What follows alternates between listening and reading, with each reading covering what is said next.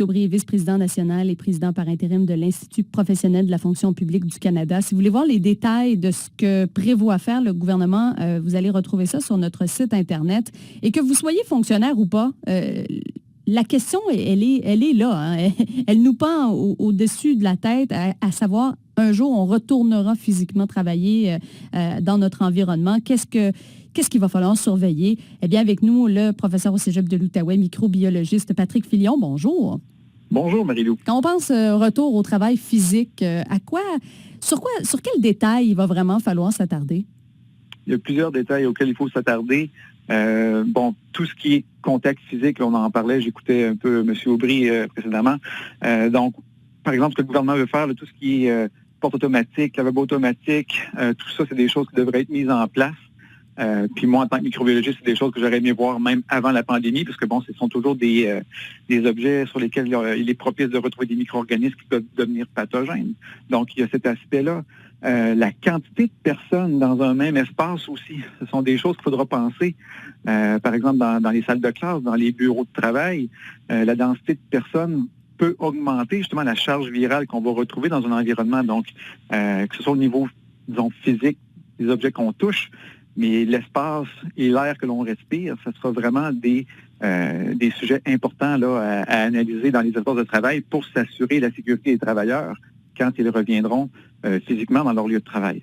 Mais en même temps, quand on parle de la capacité d'un lieu, là, évidemment, on est en pandémie, là, c'est une parenthèse qui est particulière, mais dans le quotidien, entre guillemets, normal, là, est-ce qu'on le connaît, le calcul pour justifier, par exemple, ça prend tant d'individus dans un endroit pour qu'on reste dans une zone sécuritaire?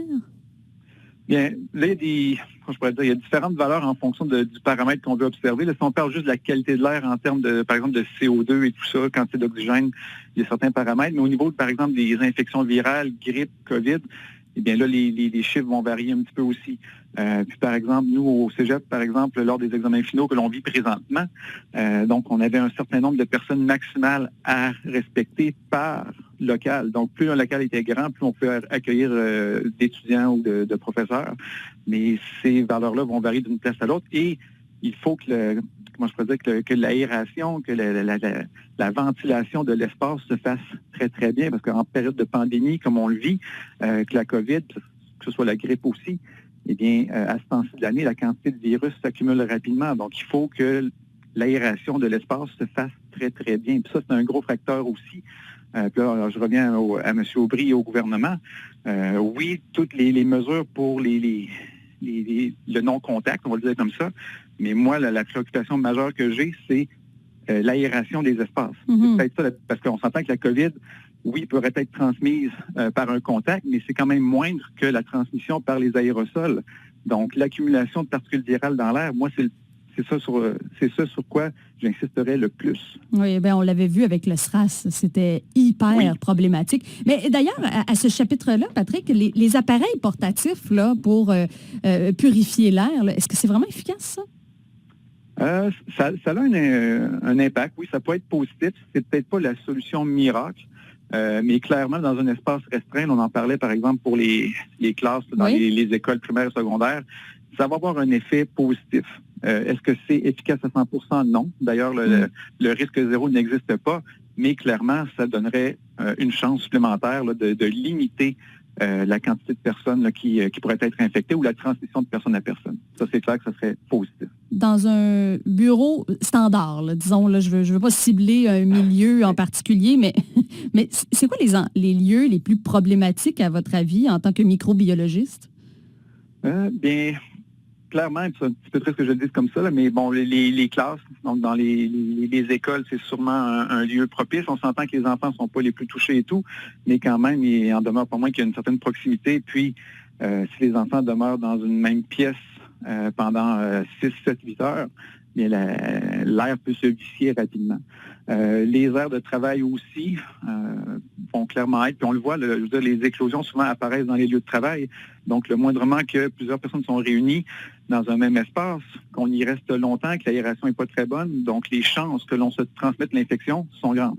Et là, si je veux faire un petit parallèle avec le temps des fêtes qui s'en vient, si les gens se rassemblent malgré les recommandations du gouvernement, bien, on va être plusieurs personnes dans une même pièce pendant plusieurs heures. Les chances, encore une fois, sont plus grandes. Donc, tout ça, il faut prendre en compte qu'on vit à l'intérieur pendant l'hiver au Québec, puis que les charges virales s'accumulent. Donc, il faut faire extrêmement attention à ça. Et dans les milieux de travail, est-ce que les endroits collaboratifs, là, on pense par exemple aux aires ouvertes, est-ce que ça, c'est particulièrement problématique à votre avis? Mais si les espaces sont assez grands, si on parle d'une grande pièce dans laquelle plusieurs personnes vont travailler, encore une fois, ça peut être moins pire que si on est dans soit un espèce de cubicule ou un espace plus restreint où les gens donc vont être en plus grande proximité, je veux dire comme ça. Mais selon moi, surtout en période de pandémie, ces fameux nouveaux espaces-là qu'on voulait instaurer, puis je peux comprendre l'idée initiale là, pour la productivité, l'optimisation de l'espace de travail et tout, mais là, en temps de pandémie, c'est peut-être pas le meilleur moment pour implanter des lieux de travail comme ceux-là, même s'ils ont plein d'autres qualités, là. Mais en temps de pandémie, moi, j'attendrais peut-être un petit peu.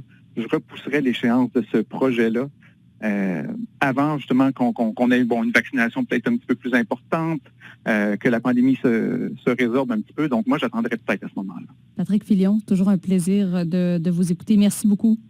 Ça fait plaisir. Au revoir. Patrick Filion, qui est microbiologiste et professeur au Cégep de l'Outaouais.